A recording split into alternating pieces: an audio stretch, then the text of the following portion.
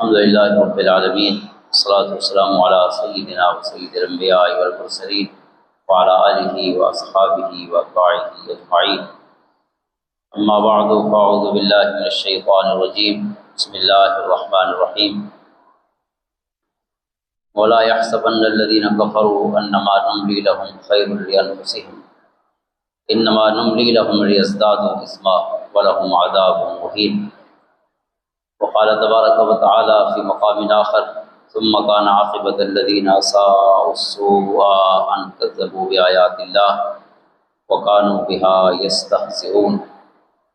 صدق الله مولانا العظيم۔ إن الله وملائكته يصلون على النبي يا أيها الذين آمنوا صلوا عليه وسلموا تسليما۔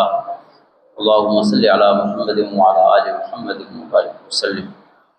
معزز و محترم حاضرین، سامعین اور ناظرین، گزشتہ جمعۃ المبارک پہ آقا نبی رحمت صلی اللہ تعالیٰ علیہ وسلم کے آل میں سے آپ کے شہزادے سیدنا حضرت علی بن حسین رضی اللہ تعالیٰ عنہما، یعنی حضرت امام زین العابدین امام سجاد رضی اللہ تعالیٰ عنہ کا ذکر فرمایا، ذکر کیا، سننے اور سنانے کی سعادت حاصل کی،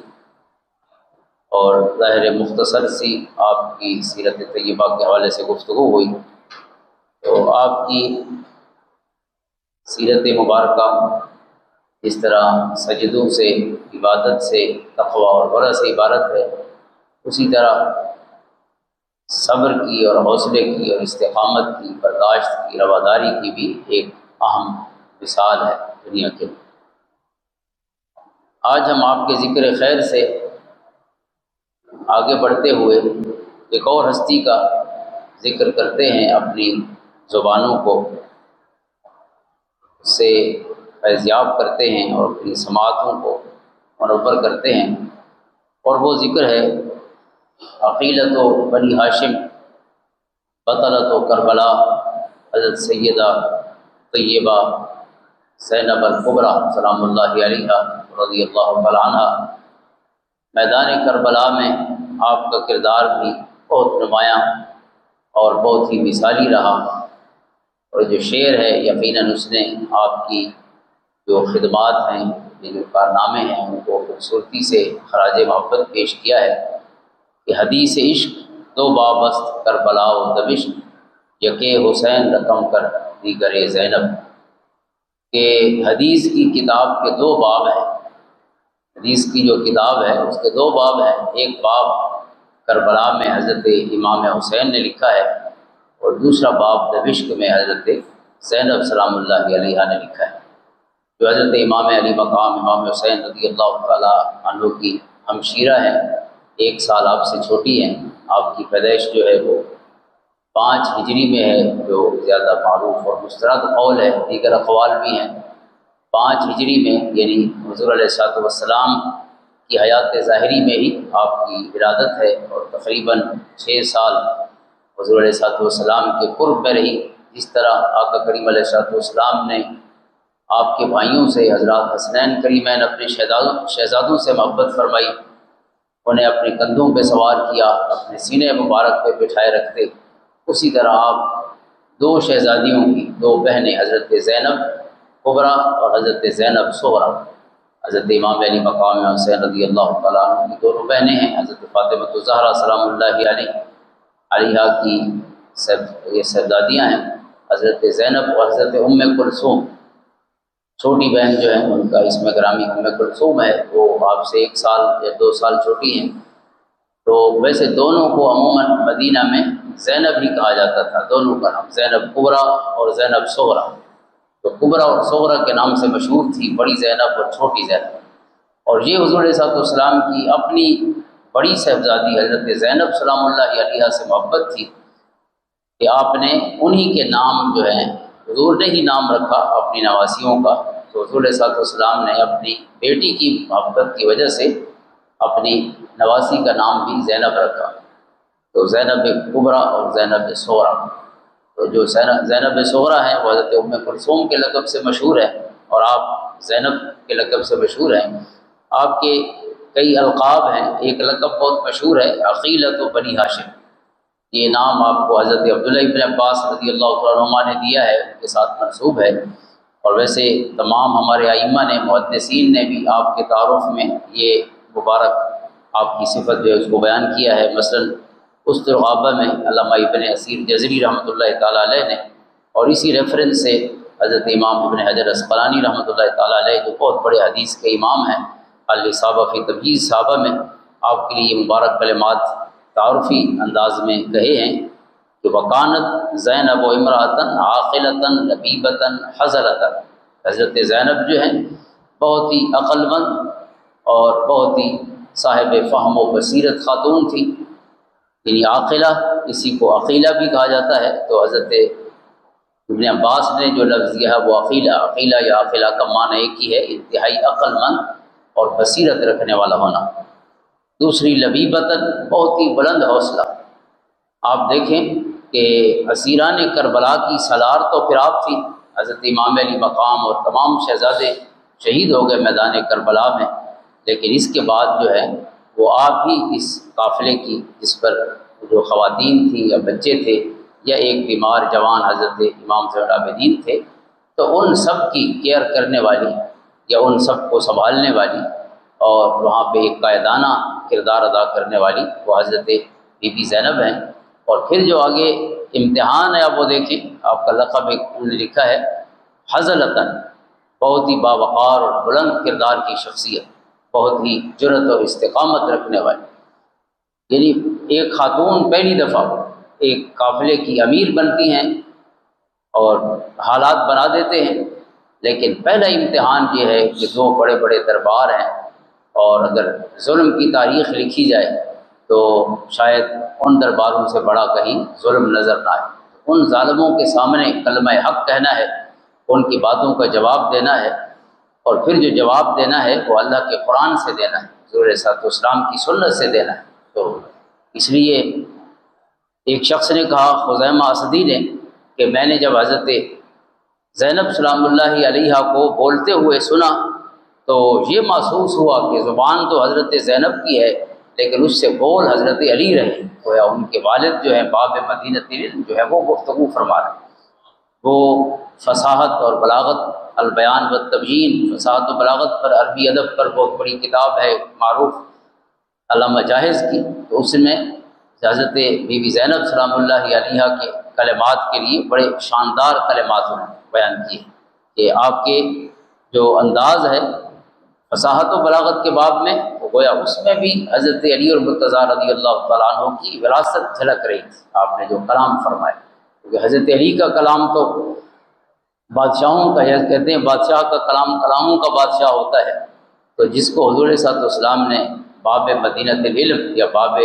مدینۃ الحکمہ قرار دیا ہو،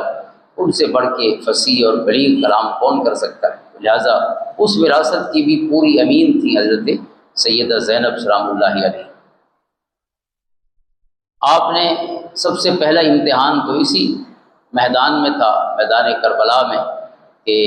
آپ کے سامنے سارا خاندان شہید ہو گیا۔ حضرت امام زین العابدین کے وہ کلمات بھی کمال ہیں، آپ کا ذکر تو ہم نے مختصراً گزشتہ جمعہ پہ کیا ہے، لیکن علامہ حافظ ابو نعیم نے آپ کا ایک قول بھی روایت کیا ہے۔ حضرت جعفر بن محمد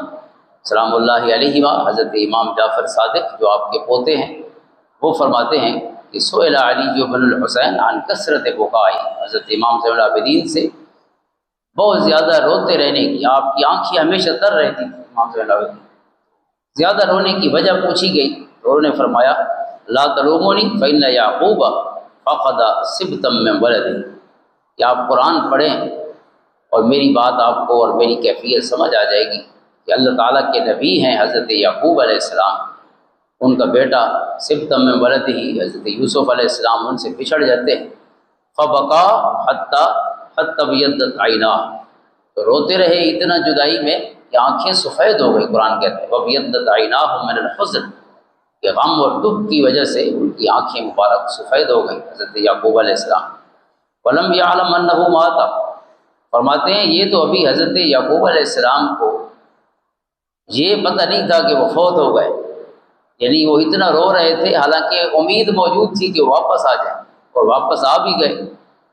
تو واپسی کی امید پر دکھ کی یہ کیفیت ہے جدائی میں، کہ جب امید کہتے ہیں ہوپ اگینسٹ ہوپ، انسان کبھی مایوس نہیں ہوتا، لیکن جب اب آنکھوں سے دیکھ لیں کہ کوئی شہید ہو گئے، قتل ہو گئے، فوت ہو گئے، اپنے ہاتھوں سے قبروں میں پہنچا دیں، تو پھر تو امید ختم ہو جاتی ہے۔ حضرت یوسف علیہ السلام صرف گم ہوئے تھے، ان کے سامنے فوت نہیں ہوئے، امید باقی تھی کہ وہ واپس آئیں گے۔ حضرت یوسف علیہ السلام کہتے رہے کہ وہ واپس آئیں گے۔ آپ کے قرآن کریم میں آپ کے مبارک اقوال موجود ہیں کہ آپ کہتے رہے کہ یوسف پلٹیں گے، تو امید بھی تھی، لیکن پھر بھی غم اور دکھ جدائی کا اتنا بڑا تھا کہ قرآن کہتا ہے ان کی آنکھیں سفید ہو۔ تو آپ فرماتے ہیں ان کا ایک بیٹا تھا اور ایک پیارا تھا، ایک محبوب تھا، اس کے واپس آنے کی امید بھی تھی، پھر بھی غم کی یہ کیفیت تھی۔ تو جن کو امید ہی نہ ہو واپس پلٹنے کی کہ وہ بچھڑنے والے واپس بھی آئیں گے، اور جن کے شہید ہونے کا بھی یقین ہو، وقد نظرت الی 14 رجلا، اور میں نے تو اپنے خاندان کے 14 شہزادوں کو اپنی آنکھوں سے شہید ہوتے دیکھا ہے، فی غزوۃ واحدۃ، ایک ہی جنگ میں۔ تو لہٰذا فرماتے ہیں افترون حزنہم یذہب من قلبی، آپ کیا سمجھتے ہیں کہ اتنا بڑا دکھ جو ہے وہ میرے دل سے دور ہو سکتا ہے، یہ یاد ختم ہو سکتی ہے؟ لہٰذا وہ تو پورا منظر میرے سامنے ہے، تو میں کیسے اس دکھ کو بھول سکتا ہوں؟ اللہ کے نبی ہو کر بھی ان کی کیفیت دکھ کی قرآن نے بیان فرمائی، آزمائش کی اس کیفیت سے گزرتے رہے۔ تو ہماری جو کیفیت ہے وہ تو دکھ کے باب میں ان سے کئی گنا جو ہے وہ زیادہ محزون کر دینے والی۔ تو آپ خود سوچیں کہ اس میں حضرت زینب سلام اللہ علیہ کی کیا کیفیت ہوگی اس وقت کی، جب سب سے بڑی بھی وہی تھی، پورے قافلے میں سب سے بڑی آپ ہیں اور پورا جو ہے ذمہ داری بھی ان کی ہے، لیکن اللہ تعالیٰ نے ان کے لبوں پر جو کلام جاری کیا ہے تو وہ قرآن و حدیث سے اس طرح یعنی مدلل ہے کہ لگتا ہے کہ قرآن ان کے سامنے کھلا ہوا ہے۔ حضور صلی اللہ علیہ وسلم نے فرمایا میرے اہل بیت اور قرآن جدا نہیں ہوں گے، لن یفترقا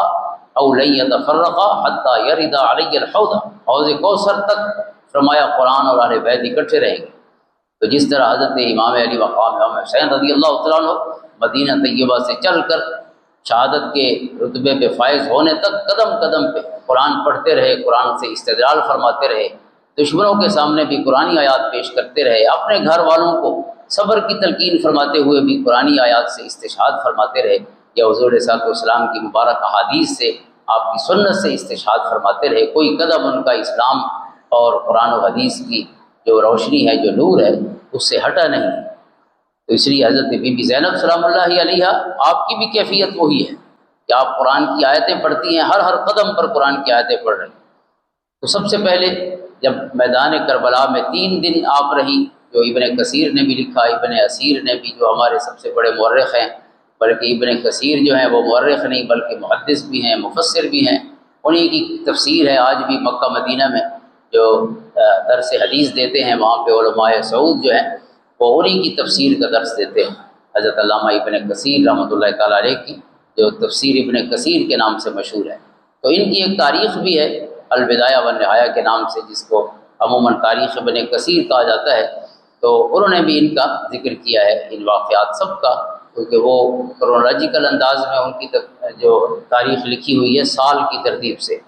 یعنی حضور صلی اللہ علیہ وسلم کے زمانے سے انہوں نے سال بسال اس کے بعد شروع کیا ہے، 1 ہجری 2 ہجری 3 ہجری، اس طرح اپنے دور تک جب تک 774 ہجری آپ کی وفات ہے، تو اس سے پہلے جب کتاب لکھ رہے تھے غالباً 770 ہجری تک یہ اس طرح آپ نے، تو سال بسال بڑی خوبصورت تاریخ ہے جو آپ نے مرتب کی ہے، لیکن ساتھ تجزیہ بھی کیا ہے، تنقید بھی کی ہے، صرف یعنی نریشن آف ایونٹس نہیں ہے کہ انہوں نے واقعات کو ایک ترتیب سے لکھ دیا ہو، بلکہ ان کے درمیان انالیسس بھی کیا ہے، تجزیہ اور تحلیل بھی کی ہے، اس میں صحیح اور سقیم کو جدا جدا بھی کیا ہے۔ تو یہ چونکہ وہ ایک نقاد بھی تھے اور محقق بھی تھے، تو اسی انداز میں انہوں نے کام کیا۔ وہ فرماتے ہیں کہ 3 دن تک یہ قافلہ وہیں پہ رہا، اور کیفیت یہ تھی کہ پہلی رات خصوصاً اسیروں نے بھی وہاں پہ گزاری، تو جب صبح ہوئی تو یہ کیفیت تھی، چونکہ ان کی لاشوں پہ گھوڑے دوڑائے گئے تھے، تو وہ بے گور و کفن لاشیں تھیں، باہر حق در خاک و خون غلطی داس بس بنائے لا الہ کر دی داس۔ حضرت اقبال نے اس منظر کو جو ہے وہ تخیل میں پیش کیا ہے کہ اللہ کی خاطر خاک اور خون میں لپٹے ہوئے ہیں، خاک اور خون میں لچڑے ہوئے ہیں، خاک اور خون میں آلودہ ہے بہر حق۔ وجہ کیا ہے؟ صرف اللہ کے دین کی سربلندی کی خاطر۔ تو حضرت بی بی زینب سلام اللہ علیہا نے جب یہ کیفیت دیکھی اپنے ان پیاروں کی، جانثاروں کی جو آپ کے ساتھ تھے، تو یہ کلمات ہیں جو آپ کی زبان سے اس دکھ کی کیفیت میں جاری ہوئے، یا محمدہ یا محمدہ صلی اللہ علیہ و ملائکۃ السماء، اے محمد صلی اللہ علیہ وسلم، جس ہستی پر اللہ رب العزت خود درود بھیجتا ہے اور اس کے آسمان کے فرشتے بھی جس پر درود پڑھتے ہیں، حاذ الحسین بالعراء، اے پیارے رسول، اے نانا جان، یہ آپ کا حسین ہے جو اس کیفیت میں بے گور و کفن ہے، اس کا لباس بھی نہیں ہے اور اس کا کفن بھی نہیں ہے، اس کیفیت میں سر بریدہ لاش ہے، سر بھی ساتھ نہیں ہے، صرف لاش موجود ہے، مرمل بالدماء، خون میں، خون کی گویا چادر پہنے ہوئے، خون کا کفن پہن کے سو رہا ہے، مقطع الاعضاء، جسم کے ٹکڑے الگ الگ ہیں، یا محمدہ و بناتو کا سبایا، اور اے محمد صلی اللہ علیہ وسلم، آپ کی بیٹیاں آج قیدی بنا دی گئی ہیں، وہ ذریتوں کا مقتلۃ، آپ کے شہزادے جو ہیں ان کے جسم کے ٹکڑے ہوئے پڑے ہیں، تصفی علیہ الصبا، اور آج جو ہے یہ صبا جو ہے صبح کی ہوا چل رہی ہے اور وہ ریت سے کفن پہنا رہی ہے آج آپ کے شہزادوں کو اور آپ کی اولاد اور ذریت۔ تو راوی کہتے ہیں قال فابقت واللہ کل عدو و صدیق، آپ کی ان کلمات سے ہر دشمن بھی اور دوست بھی جو ہے وہ رو رہا تھا۔ پھر آپ جب کوفہ تشریف لے جاتی ہیں اور کوفہ کی کیفیت جو ہے، کیونکہ کوفہ والے بھی پریشان تھے جب یہ قافلہ کوفہ پہنچتا ہے، اس کیفیت پر بھی آپ نے جو خطبہ ارشاد فرمایا، کلمات ارشاد فرمائے، وہ بھی اپنی مثال آپ ہیں کہ کوفہ والوں کو کس انداز میں آپ فرماتی ہیں کہ اب یہ کیفیت ہے کہ آپ رو رہے ہیں، جبکہ جہاں تک کہ اس کیفیت تک پہنچانے والے بھی آپ خود ہیں۔ اتبکون فلا سکنت العبرۃ ولا ہدأت الرنہ، کہ اب آپ رو رہے ہیں، آپ کے آنسو کبھی ختم نہ ہوں، کبھی خشک نہ ہوں، اور تمہاری آہ و فغاں کبھی ختم نہ ہو، کہ ہمیں بلا کر اور یہ حال کر کے حضور کے پورے خاندان کو شہید کر کے۔ اب یہ کیفیت ہے، انما مثلکم مثل الذی نقضت غزلها من بعد قوۃ انقاصا تتخذون ایمانکم دخلا بینکم۔ میں نے پہلے عرض کیا ہے کہ ہر بات پہ قرآن کی آیت یوں لگتا ہے کہ قرآن ان کے سامنے موجود ہے اور ہر آیت جو ہے انہیں نور اور روشنی عطا فرما رہی ہے۔ تو یہ قرآن کے ساتھ وابستگی ہے کہ آپ اپنی کیفیت کو آئیڈینٹیفائی کریں قرآن کے ساتھ، اور یہی قرآن کا مطالبہ ہے، لقد انزلنا الیکم کتابا فیہ ذکرکم، اے لوگو ہم نے تم پر کتاب اتاری ہے، ان میں تمہارا ذکر بھی موجود ہے۔ آپ جس کیفیت میں جب بھی ہوں گے،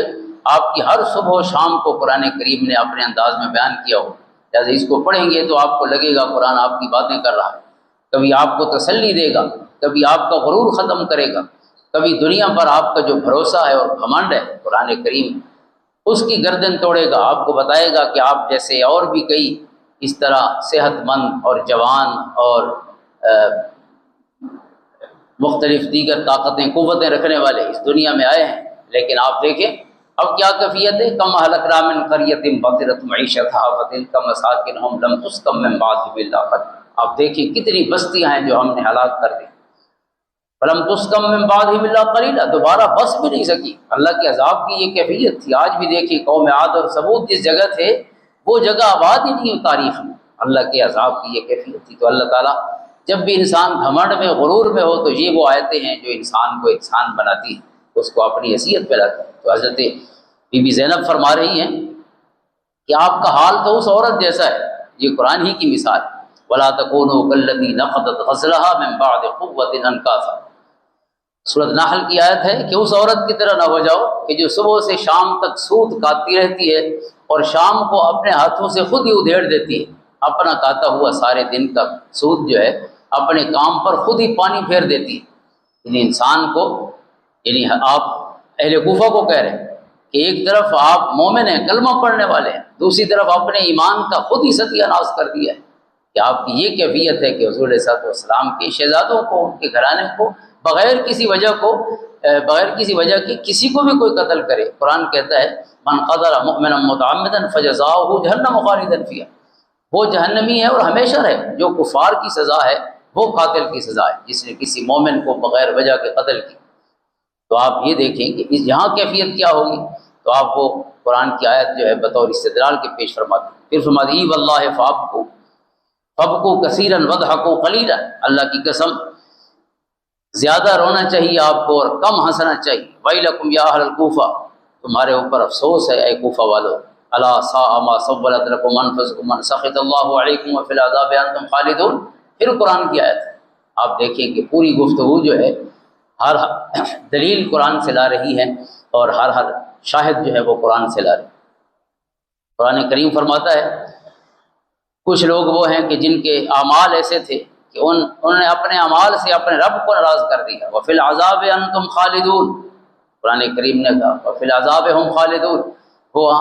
عذاب میں مبتلا ہوں گے اور ہمیشہ رہیں گے۔ تو آپ فرماتی ہیں کہ آپ نے اپنے ہاتھوں سے اپنا کاتا ہوا سود اس انداز میں ضائع کر دیا ہے، یعنی اپنے اعمال ضائع کر دیے ہیں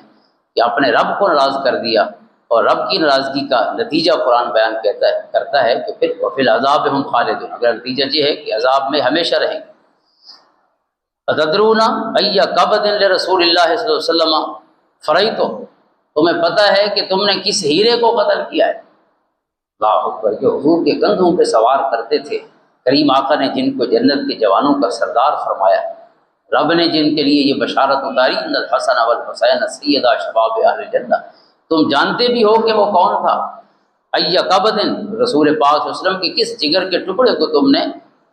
ضائع کر دیا، قتل کر دیا۔ وَأَيَّ دَمٍ لَهُ سَفَقْتُمْ، کس خون کو تم نے بہایا ہے حضور صلی اللہ علیہ وسلم کے کن شہزادوں کو۔ وَأَيَّ قَرِيبَةٍ لَهُ أَبْرَزْتُمْ، اور کن کو تم نے بے پرد کر دیا ہے۔ وہ کون سی ہستیاں ہیں کہ آج تم نے جن کے گویا اس انداز میں ان کو بے آسرا کر دیا ہے، بے پرد کر دیا ہے۔ لَقَدْ جِئْتُمْ شَيْئًا إِدًّا تَكَادُ السَّمَاوَاتُ وَيَتَفَطَّرْنَ مِنْهُ وَتَنشَقُّ الْأَرْضُ وَتَخِرُّ الْجِبَالُ هَدًّا۔ پھر قرآن کی آیتیں کہ تم نے تو ایسا عجیب کام کیا ہے کہ جس پر قریب ہے کہ آسمان بھی پھٹ جائے، زمین بھی پھٹ جائے اور پہاڑ بھی گر جائے۔ قرآن کریم کی یہ آیتیں آپ نے ایسا کام کیا ہے کہ چھوٹا کام نہیں ہے کسی حوالے سے بھی، بہت ہی اپنے اوپر ظلم والا کام کیا ہے۔ اور پھر آپ نے جب کوفہ میں آپ کو پیش کیا گیا ابن زیاد کے دربار میں، تو وہاں پھر گفتگو حضرت زینب سلام اللہ علیہ کو آپ کے ادخلوہم علی عبید اللہ بن زیاد، تو آپ ایک طرف تشریف فرما تھی، تو اس نے پوچھا یہ کون ہے؟ تو انہوں نے کہا، آپ خاموش رہی، لوگوں نے کہا کہ حاضی زینب بنت فاطمہ، ابن زیاد کو کہا کہ حضرت زینب بنت فاطمہ ہیں، حضرت زینب بنت علی ہیں رضی اللہ تعالیٰ عنہ۔ تو ابن زیاد نے کہا الحمدللہ الذی فضحکم وقتلکم واکذب حدوثتکم، کہ سب تعریف اس اللہ کے لیے اے اہل بیت جس نے تمہیں رسوا کر دیا، نعوذ باللہ۔ یہ وہ یعنی بدمعاشی والے کلمات ہیں، اللہ تعالیٰ جن سے سب کو محفوظ رکھے ہمیشہ۔ ہر چیز اللہ کی بارگاہ میں رعایت پا سکتی ہے، لیکن تکبر کی کوئی گنجائش نہیں۔ تکبر شیطان بنا دیتا ہے۔ انا خیر منہ جو کہتا ہے فخرج منہا فانک رجیم وان علیک لعنتی الی یوم الدین، سب سے جلدی اور تیز جس چیز کی گرفت ہوتی ہے، حضور صلی اللہ علیہ وسلم نے فرمایا وہ انسان کا تکبر ہے، چاہے کہیں بھی کرے، کسی کے سامنے بھی کرے، علم کی وجہ سے ہو، کردار کی وجہ سے ہو، پیسے کی وجہ سے ہو، اقتدار کی وجہ سے ہو، حسن کی وجہ سے ہو، کوئی چیز بھی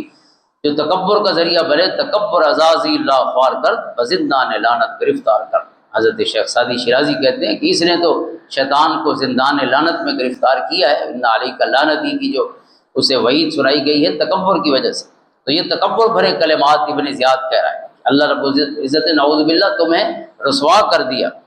وقتلکم، رب نے تمہیں قتل کیا، واکذب حدوثتکم، تمہارا بیانیہ جو ہے اللہ نے جھوٹا کر دیا۔ تو عندئذ قالت زینب فی لہجۃ حادۃ حازمۃ، حضرت زینب سلام اللہ علیہ نے جرأت مندانہ اور استقامت والے لہجے سے، جرأت والے لہجے سے جواب دیا، بل الحمدللہ الذی اکرمنا بمحمد صلی اللہ علیہ وسلم، ہمیں اللہ نے رسوا نہیں کیا، اللہ نے ہمیں محمد کی نسبت عطا فرما دی، اللہ نے ہمیں محمد کا گھرانہ بنایا ہے، اس سے بڑی عزت کیا ہوگی۔ وطہرنا تطہیرا، رب کائنات کے قرآن نے حضور کے اہل بیت کو تطہیر کی وہ چادر عطا فرمائی ہے کہ جو ساری پاکیزگیاں رب نے ان کے لیے مقدر فرما دی ہیں۔ انما یرید اللہ لیذہب عنکم الرجس اہل البیت ویطہرکم تطہیرا لا کما تقول یا ابن زیاد وانما یفتضح الفاسق ویکذب الفاجر۔ اے ابن زیاد یاد رکھ، رسوا آل محمد نہیں ہوں گے، رسوا یا فاسق ہوگا اور جھوٹا فاجر ہو۔ فاجر نے رسوا ہونا ہے، فاسق نے رسوا ہونا ہے۔ آپ کے لیے آئندہ زندگی میں افسوس ہی ہے، یہ چند دن کی زندگی ہے جس کو تم فتح سمجھ رہے ہو، یہ چند روزہ ہے۔ حقیقی کامیابی وہ ہے جو اللہ کی بارگاہ میں کامیابی ہے، جو اس میں سرخرو ہو گیا۔ لہذا پھر آپ نے قرآن کی آیتیں پڑھی، لا تحسبن الذین قتلوا فی سبیل اللہ امواتا بل احیاء عند ربہم یرزقون۔ قرآن کہتا ہے کہ جو اللہ کے راستے میں شہید ہو جائیں انہیں مردہ گمان بھی نہ کرو، مردہ کہنا تو دور کی بات ہے، سوچو بھی نہ کہ وہ مر گئے۔ بل احیاء عند ربہم یرزقون، بلکہ وہ زندہ ہیں اور اللہ کی بارگاہ میں عزت والا رزق انہیں عطا کیا جاتا ہے۔ اللہ تعالیٰ ان کے درجات بلند فرمائے اور ہمیں اسلام کا صحیح فہم عطا فرمائے۔ اللہ تعالیٰ اپنے پیارے حبیب علیہ السلام کی کامل اطاعت اور کامل محبت نصیب فرمائے۔ اللہم صلی علی محمد وعلی آل محمد۔